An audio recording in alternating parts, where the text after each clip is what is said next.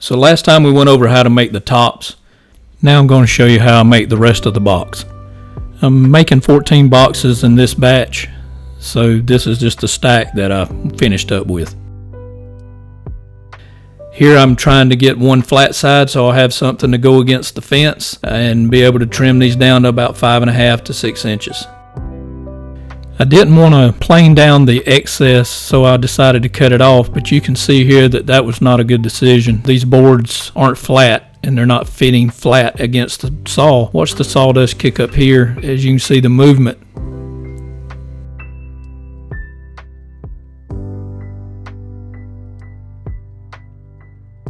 And you can really see this board here, how it's not flat and it's moving around on the saw.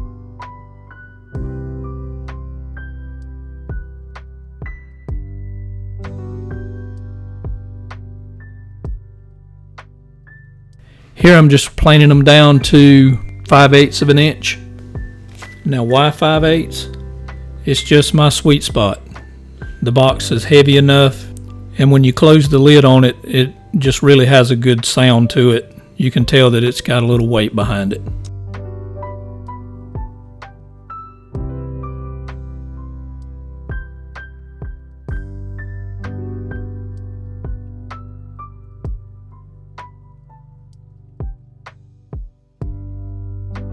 If you ever made a mistake that ruined a lot of wood, you won't make that mistake more than once. You can see here I'm checking my measurement before I begin.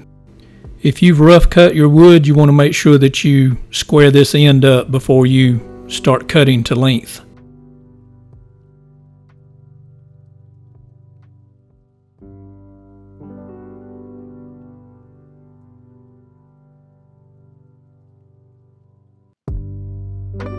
Sometimes if you don't cut all the way through, you'll have that little tip at the end. You want to make sure you break that off before making your next cut. Next, you can see where I slide the wood under the stop just a little bit. So when I cut this off, I've got room to flip it over and square up the other side. Here you can see why it's in your best interest to go ahead once you have everything set up and cut them all at one time.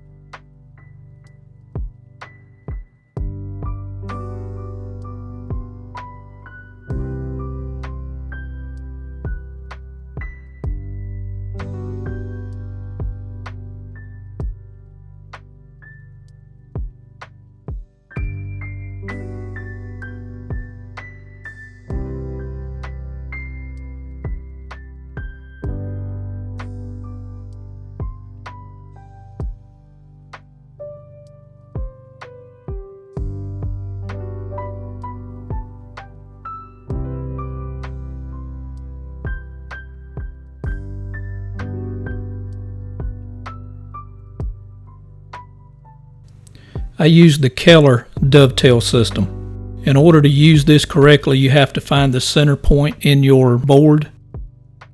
The first thing I'm going to do is choose a side and a front. And I'm going to mark the thickness of each board on the other.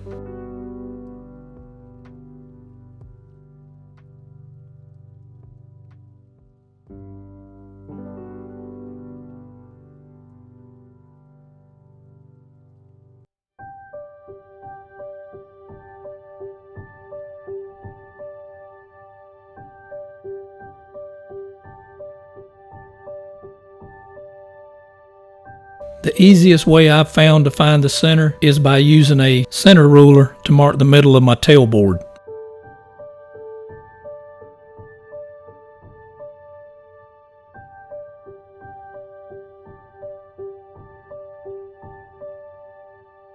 I have the center point marked on my Keller jig, and I simply line those marks up together and clamp it down.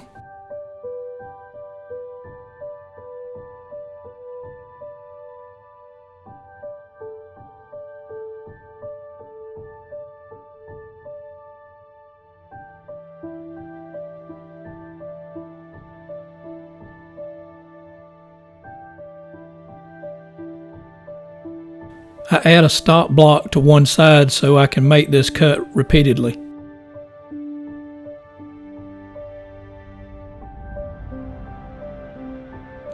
I like for my dovetails to be a little bit proud, so I cut slightly above the line.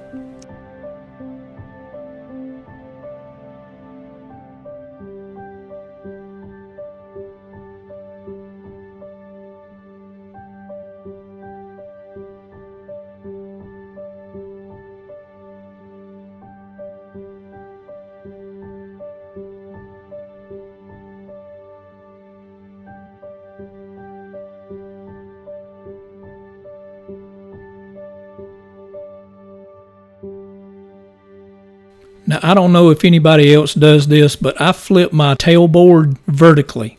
Let's just say that one of the tails is closer on one end than it is the other. This will allow me to have that same distance on both ends.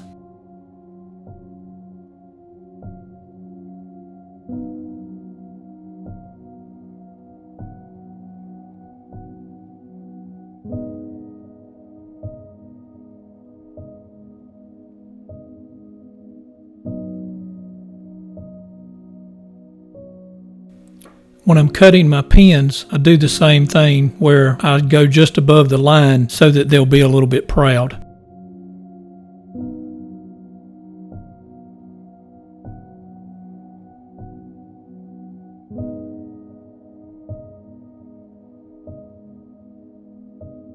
When I first started using this system, you can see where I made notes on it to remind me that whatever's facing the cutter is what's going to be facing the outside of the box.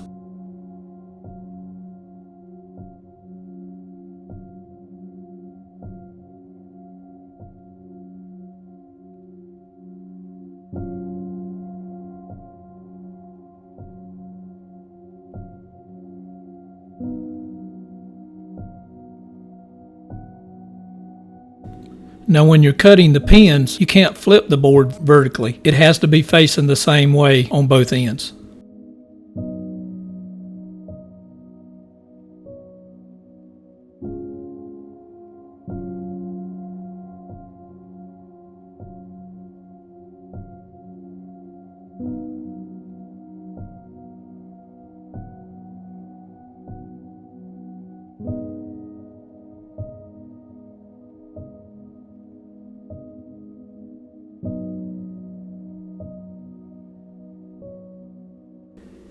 So now I have 14 boxes batched out and ready to start assembly. You can see that video when it's ready by clicking right here.